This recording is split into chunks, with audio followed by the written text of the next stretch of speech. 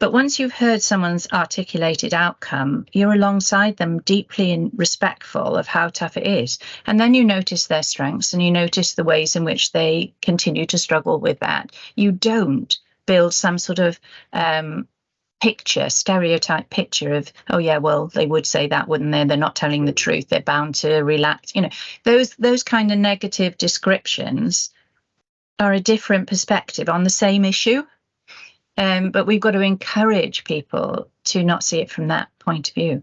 This has been really important for me in knowing you and working with you and learning from you over 20 years, Rhoda. Is one of the things that you've always told me that I've learned from you, it's really important, is we must always recognise all of the strengths and capacity for people to change.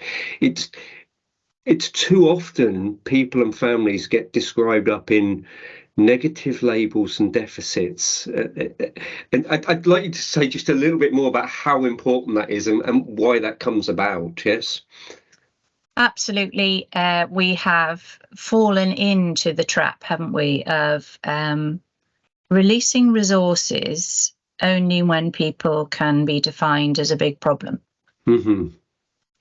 So if that's the way to get a service and release resources to people, then the conversations between professionals and the citizens are all about how bad is this and where can you go and get something to fix it. So the conversation is all about the deficits and the problems. And sometimes they're even escalated in order for someone to crash through into the referral criteria of the service the worker wants. So it's even bigger. Because that's how I get a service for my service users, to tell everybody how bad it is. And that's the starting point then.